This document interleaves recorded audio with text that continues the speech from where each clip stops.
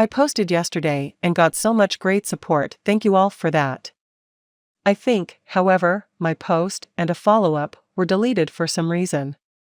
I thought I'd try again with a different handle. Here's what I wrote yesterday, and then the follow-up below. Thank you all again for the support and understanding. I found out last weekend that my fiancé is almost definitely cheating on me, 99% sure, and I have never felt like this. Completely broken-hearted and disillusioned. Long story short, she told me she was going to a concert with her friend. Her friend had scored an extra ticket and asked her. I was happy for her, told her go ahead, have fun.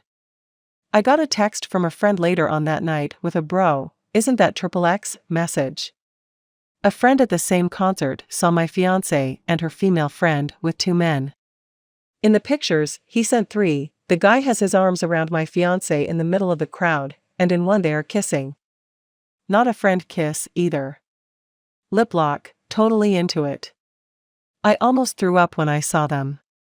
Definitely her, same outfit, etc. And one was a pretty clear close-up of her profile, and I also recognized her friend. I don't know the guy. I was so broken and ill, I didn't know what to do. I left the apartment and just started walking. I then texted a friend and asked if I could come by. He said sure. As soon as he saw me he knew something was really wrong and sat me down and I spilled it. I cried, the whole works. He was the best, took care of me, got me drunk and high, and we sat around all night just talking and drinking. I ended up crashing at his place. I wake up, it's a Sunday, I feel like shit, it's already after 10, and I've got a dozen texts from her. Where am I? Why am I not answering? Am I in the hospital? She's going nuts, she says. I just texted her the pic of her kissing the guy, no comment. Then she starts calling and texting non-stop, so I just turned the phone off. I haven't been back to our apartment, haven't talked to her. I blocked her cell phone. I can't even see her. I'm afraid of breaking down in front of her, and I don't want to do that. We were supposed to get married in April, we were knee-deep in planning. She seemed so happy and excited about our future. Now it's all gone. A few friends know, and are behind me. Heard through them she is doing everything she can to contact me. She showed up at my work Monday morning, but I refused permission for her to come up.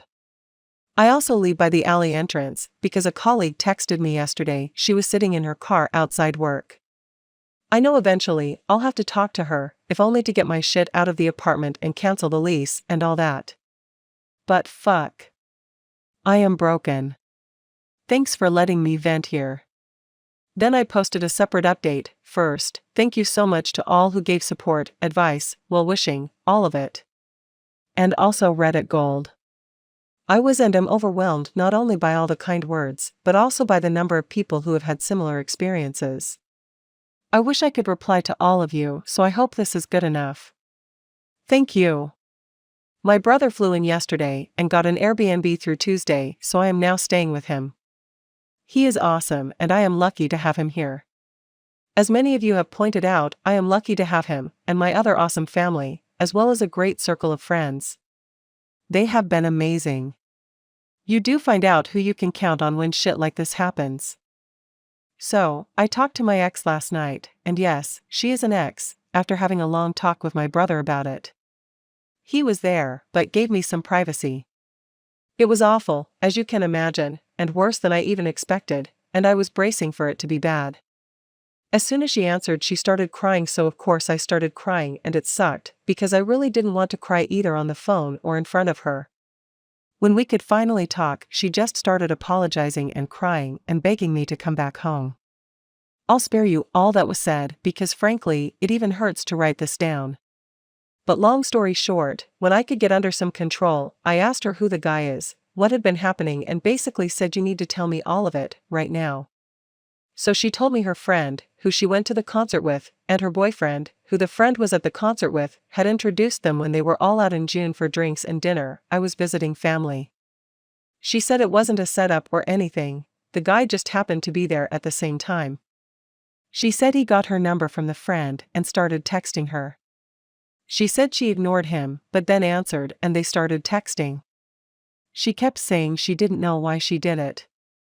I fucking hate to even write this. She met him for drinks and they went to his place and had sex. She said they've had sex maybe half a dozen times, all at his place, after I basically forced her to tell me, but not sure I believe that for reasons I don't even want to get into. She was crying this whole time and I could barely understand her, but she kept apologizing and saying she loved me and was sorry.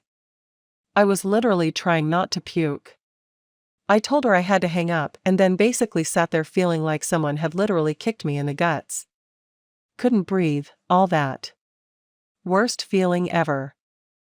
I went and took a walk alone and just zoned out for a bit and then went back and sat with my brother for a bit and we talked and frankly he just sat there hugging me hard. I don't know what I would have done without him there. So yeah. I sent her an email late last night, telling her I'd be there Saturday with my brother and best friend to get my stuff. Told her not to be there. Told her I had already talked to leasing company.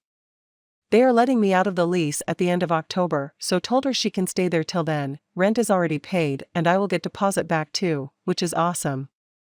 Told her to deal with any wedding stuff. We have a deposit in on a reception venue that we'll probably lose, I don't give a fuck. I told her I don't want a single thing of ours together, she can keep all that shit. I told her I don't want to talk to her or see her anymore. She replied this morning, but I haven't read it yet, don't really plan to today. So that's where things are. Again, thank you to all of you who have been so supportive. It really means a lot to me.